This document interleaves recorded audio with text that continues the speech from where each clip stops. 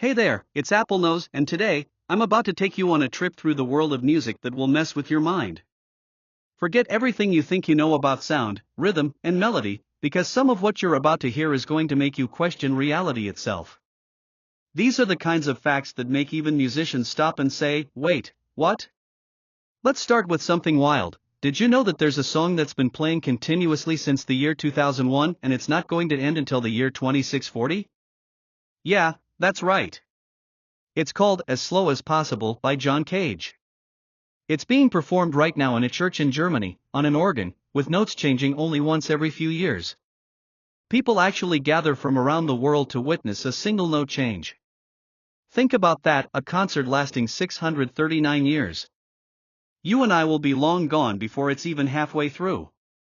And speaking of John Cage, he also composed a piece called 4 feet 33 inches, 4 minutes and 33 seconds of absolute silence. No instruments, no notes, just quiet. But here's the twist, that silence is the music. The audience is breathing, the shuffling of feet, the ambient sounds in the room, that's the composition. He basically turned the concept of music upside down and made everyone realize that silence is never truly silent. But let's go deeper. There's a song, the most unwanted song, that was created based on a survey asking people what they hate most in music. The result? A bizarre 22-minute track featuring opera rapping, children singing about Walmart, bagpipes, and random political slogans. It's chaotic, awful, and yet somehow, impossible to stop listening to. And ironically, it became famous precisely because it was designed to be hated. Here's another fact that bends reality: music can physically change your brain. MRI scans have shown that listening to your favorite song triggers the same pleasure centers as sex, drugs, and chocolate. But what's crazier, musicians have bigger and more connected corpus callosums, the bridge between the left and right hemispheres of the brain. In other words, their brains are literally wired differently. Now, imagine this: in 2015, scientists discovered that the universe itself makes sound. Well, sort of. When astronomers studied black holes, they realized that some of them emit pressure waves through gas clouds that can be converted into musical notes, but these notes are 57 octaves below middle C, too low for humans to hear. But yes, technically, the universe is humming. And if you think your favorite songs are unique, wait until you hear this: mathematically, the number of possible melodies in the Western music system is finite. Two computer scientists once calculated all the possible combinations of notes within one octave and released them into the public domain. Meaning, technically, every melody you'll ever hear might already exist. Ever wondered what the loudest performance in history was? It wasn't Metallica or AC/DC, it was actually the band Manowar, who hit 139 decibels in concert. To put that into perspective, that's louder than a jet engine. Fans described it as feeling the sound rather than hearing it, and some had to leave because their chests were literally vibrating too hard. But not all sound has to be loud to be powerful. There's a frequency known as the brown note, a myth, they say, about a sound so low it could make a person lose control of their bowels. While it's never been scientifically proven, the mere idea of it inspired sound engineers and pranksters for decades. Imagine being at a concert and someone secretly testing that frequency on the crowd. And speaking of mind control, yes, music can do that too. In 1979, the US Army actually tested how certain types of music affected soldiers' performance and emotions. They discovered that upbeat rhythms increased endurance and aggression, while slower, darker tones could make people anxious or even depressed. That same science is now used in retail stores, gyms, and even casinos to subtly control how people feel and behave. And then there's the world's loneliest sound, the famous 52 Hz whale song. Scientists discovered a whale singing at a frequency no other whale could hear. For years, it's been calling out into the vast ocean, unanswered.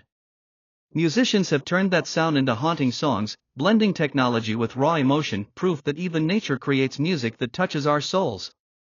But that's not the strangest thing I've got for you yet.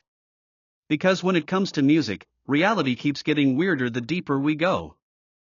We're just scratching the surface of how deep music really goes. You think you know what sound is, but the truth is, it reaches places we can't even see or hear. Take this: there's a song out there that kills silence, literally.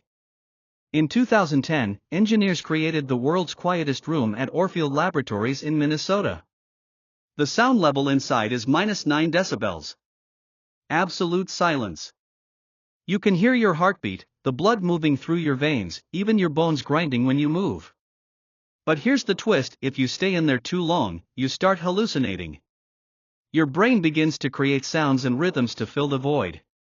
Silence itself becomes music made by your mind. No song has ever been more terrifying.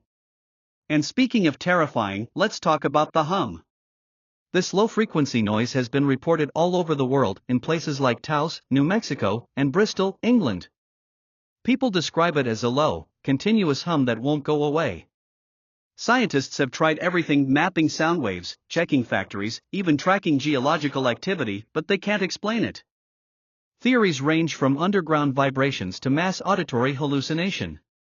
Some people have even moved cities to escape it. Imagine that: a global mystery symphony no one composed, but millions can hear. Now, you might think machines can't feel music, but they do. In 2019, researchers trained an AI on thousands of songs from Bach to the Beatles, and it started composing original tracks. Some of them were so human-like that professional composers couldn't tell the difference. And yet, when you listen closely, there's something eerie and emotional hollowness, like music without a soul. It makes you wonder, when a machine writes a melody that moves you to tears, who's really feeling it? But here's one that'll twist your brain: did you know that Mozart effect actually has measurable power? In the 90s, scientists found that listening to Mozart's compositions boosted spatial reasoning and memory in students. But it doesn't stop there. Surgeons have been shown to perform better when classical music is playing in the operating room. Not because of inspiration, but because their brainwaves literally sync to the rhythm. Music becomes a tool for precision. And then there's the strangest musical instrument you've probably never heard of: the Earth itself. NASA once recorded electromagnetic vibrations from planets and turned them into audible sound. Jupiter, for instance, sings in deep, fluctuating tones. Saturn hums like an otherworldly choir. Even our own planet emits pulsations, like a slow heartbeat under our feet. Every planet has its own soundtrack, its own cosmic rhythm. The universe, it turns out, is one massive orchestra. Now, let's come back to Earth and the human side of sound. Here's a fact that's hard to believe: music can make you drunk. It's called musical intoxication when certain repetitive rhythms trigger the same dopamine release as alcohol. Some ancient tribes used drumming patterns to reach trance-like states, literally getting high on rhythm alone. Modern studies show that club beats around 120 BPM can cause similar effects: your brain synchronizes, your inhibitions lower, and suddenly, you're euphoric.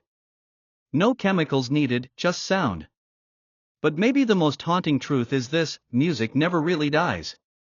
When a song is recorded, the vibrations of every note exist forever.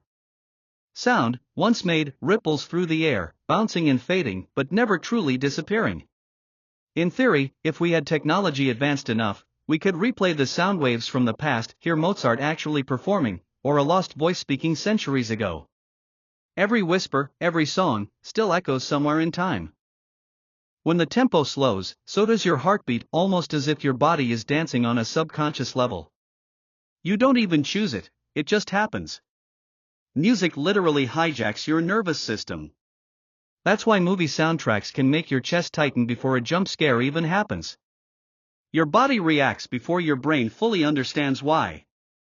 That's not magic, that's evolution. Humans are wired to feel sound before they think about it. And here's something even deeper: your heartbeat, in return, can create music.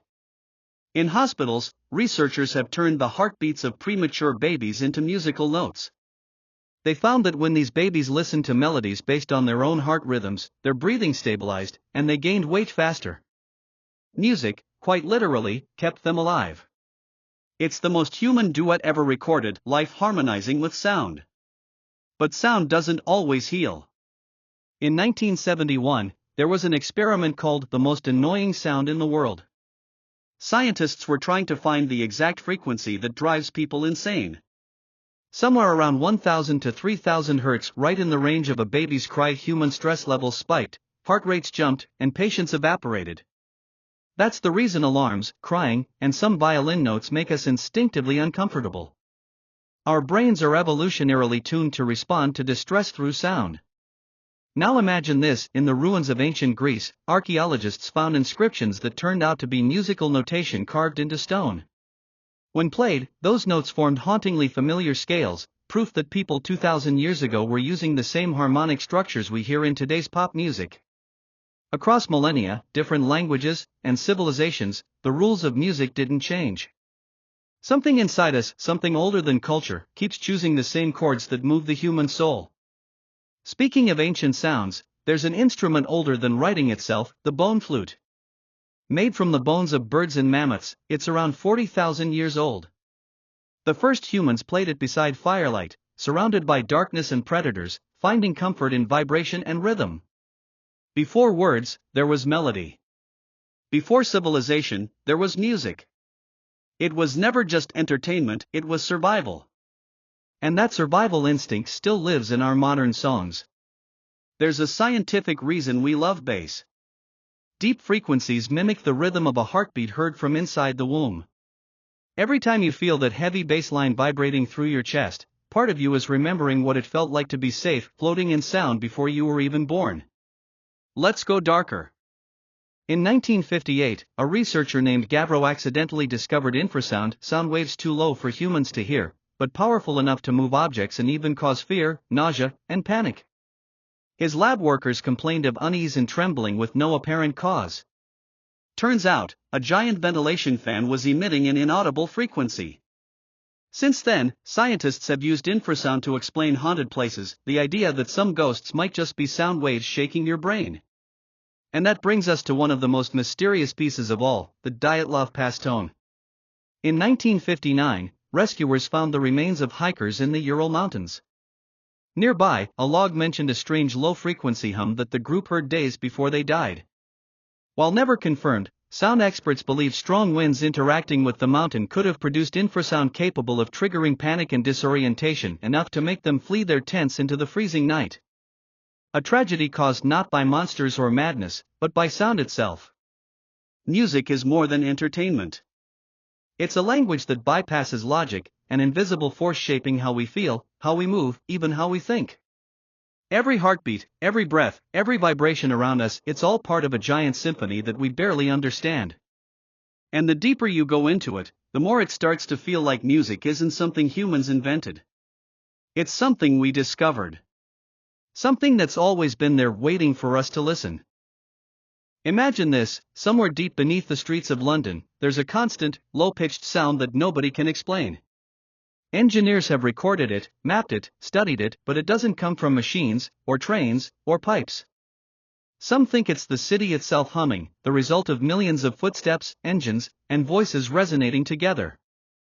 A living city producing its own background music. And here's the wild part: every major city has one. Paris, Tokyo, New York, each has its own distinct hum. The sound of civilization singing in unison without even knowing it. And speaking of unintentional music, let's talk about space again.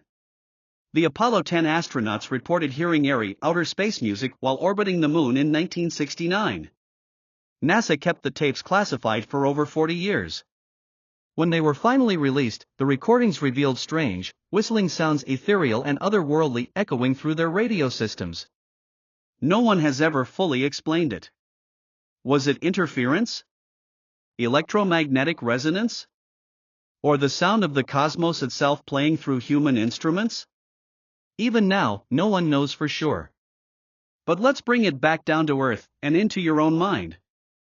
You know that moment when you get chills listening to a song, the sudden rush up your spine, goosebumps, your heart skipping a beat? That's not random. It's called frisson, and it's one of the most intense physical reactions music can trigger. Only about half of all people can experience it. MRI scans show that during frisson, your brain releases a flood of dopamine, the same chemical released during orgasm or deep emotional connection. Your brain literally rewards you for being moved by music. And there's something poetic about that, because that same surge of emotion can come from a single note. Think of the opening sound of Pink Floyd's Shine On You Crazy Diamond, or the first chord of the Beatles' A Hard Day's Night. Those notes change the world, yet technically, they're just vibrations in the air. Tiny movements of air molecules creating massive waves of emotion and memory. But here's something most people never realize: your music taste reveals more about you than you think. Studies show that people who love heavy metal tend to be more gentle and introverted than fans of pop. Jazz lovers score higher in creativity and open-mindedness, while classical music fans show stronger empathy and emotional awareness. It's as if every genre attracts a different type of soul. The songs you love aren't random, they're reflections of who you are. Now let's step into something both tragic and beautiful: the 27 Club. You've heard of it: musicians like Jimi Hendrix, Janis Joplin, Jim Morrison, Kurt Cobain, and Amy Winehouse, all dying at the same age, 27. Statisticians say it's coincidence, but fans believe it's something deeper. A strange intersection of genius, fame, and fragility. Some psychologists suggest that artists who burn too brightly often live on the edge of destruction, because the same brain chemistry that creates art can also destroy the artist. And speaking of destruction, in 1939, something changed that you've probably never noticed. Before that year, the global music standard for tuning was 432 Hz, a frequency that naturally resonates with the vibrations of the earth and the human body. But it was changed to 440 Hz, and to this day, that's how instruments are tuned. Some believe the shift altered how we experience music, that 432 Hz feels calmer, more spiritual, while 440 Hz subtly increases tension. There's no proof, but people swear they can feel the difference. Maybe it's science. Maybe it's intuition. But nothing shows the raw power of music like what happened in 1989, when scientists played a simple rhythm to a group of Parkinson's patients who struggled to walk. When the beat began, something incredible happened: their steps synced, their posture straightened, their pace stabilized. For the first time in years, they walked smoothly. Not because of medicine, but because rhythm restored order to their nervous system. Music reconnected them to movement. And yet, music isn't just for the living. Archaeologists once found a burial site in Ireland where a harp was placed beside a skeleton, suggesting the instrument was meant to follow its owner into the afterlife. Ancient Egyptians did the same, burying musicians with their lyres. It's as if humans have always believed that when words fail in the next world, melody will still speak. But there's something even more mysterious about sound that scientists still can't explain: the way music seems to bypass memory loss. Alzheimer's patients who forget their families can still remember lyrics from their youth. They can sing entire songs perfectly, even when they can't remember their own names. Somewhere deep inside, the rhythm stays alive when everything else fades. Music might be the last thing the human mind ever lets go of. Think about this: sound doesn't just move through air, it moves through you. Your bones, your organs, even your DNA vibrate when exposed to music. Scientists at UCLA discovered that cells literally respond to rhythm. When exposed to specific frequencies, some cells begin to regenerate faster, while others slow down or even stop dividing. That means that, theoretically, sound could one day be used to heal or destroy, depending on the note. Music as medicine or weapon. That idea isn't fiction. The US military has experimented with acoustic weapons, powerful low-frequency sounds that can cause nausea, dizziness, and disorientation. They've even been used for crowd control. In some cases, sound alone has been strong enough to shatter glass and damage hearing from hundreds of feet away. A pure note, invisible, untouchable, capable of controlling behavior and breaking matter. And yet, that same invisible energy can comfort a newborn. Hospitals use music therapy to calm premature infants, and it works better than most sedatives. When soft lullabies are played, oxygen levels rise, heart rates stabilize, and stress hormones drop. Tiny humans who've barely entered the world already know that music means safety. It's as if sound is our first language, the one we're all born understanding before we ever speak. Here's a twist that'll blow your mind: the sound of your own voice is different from what the world hears because you're hearing a mix of air vibrations and bone conduction. That's why recordings of yourself sound strange: they're the version of you that everyone else knows. So in a way, you've never truly heard your real voice. Every time you sing, speak, or whisper, the world hears a person you've never met. Now imagine this: in 2013, scientists used lasers to read grooves on 19th-century soot-covered paper and discovered that the marks actually captured sound waves. When decoded, they played the earliest known human voice recording, a ghostly voice singing Au clair de la lune, recorded in 1860, 17 years before Edison's phonograph. The sound of a man long dead, his voice carried across time, trapped in soot. Music, once lost, reborn through science. And speaking of lost sounds, did you know that entire songs have vanished from history? Thousands of recordings from the early 1900s were destroyed in the 2008 Universal Studios fire, masters from artists like Louis Armstrong, Aretha Franklin, and Nirvana. Some of those songs existed only once, in that single original copy, and are now gone forever.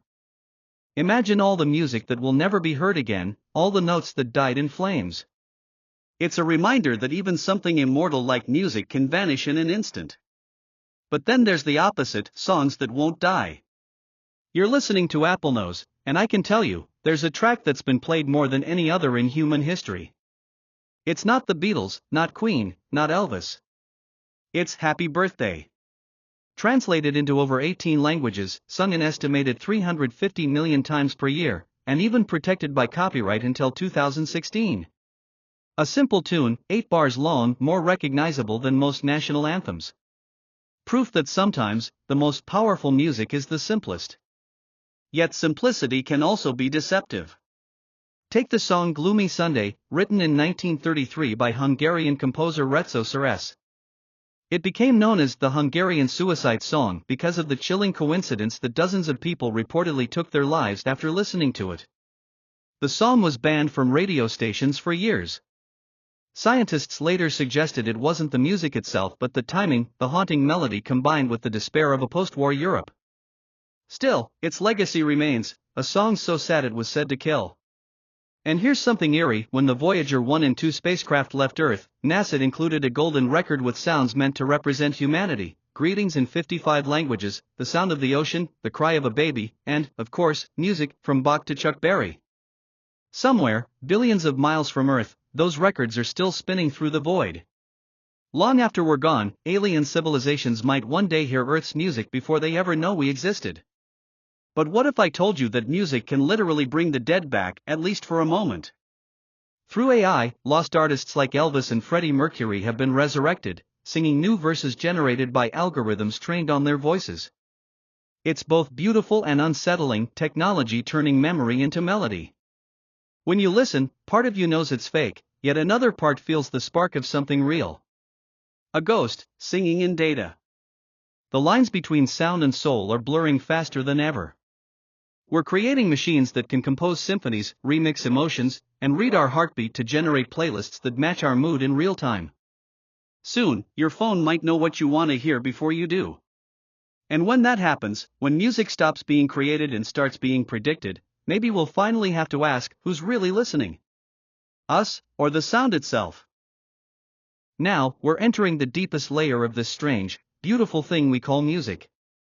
I'm AppleKnows, and if you thought sound was just something you hear, you're about to realize it's something much more, something alive. Let's start with something that'll twist your sense of reality. Scientists have discovered that plants react to music. In controlled experiments, plants exposed to classical music grew faster, fuller, and healthier than those left in silence or subjected to harsh sounds. Some vines even turned toward the speakers, as if drawn to the melody. Others wilted under heavy metal. It sounds like fantasy, but it's real music influencing living cells that have no ears, no nerves, no mind. Somehow, the vibrations themselves communicate life. And it doesn't stop there. Cows produce more milk when listening to calm, slow songs. Chickens lay more eggs. Even bacteria respond differently to sound waves. So maybe music isn't just a human experience. Maybe it's the pulse of existence itself, resonating through every living thing. But let's shift to something even stranger. You've probably heard of perfect pitch, the rare ability to identify or recreate a musical note without a reference. Fewer than 1 in 10,000 people have it. But what's even more bizarre is synesthesia, when people actually see music. For them, every note has a color, every chord a shape. To a synesthete, C major might glow golden, while E flat looks deep blue. There are painters who've turned entire symphonies into abstract color art because they literally perceive sound as light. It's like their brains are wired to experience the world in two dimensions at once.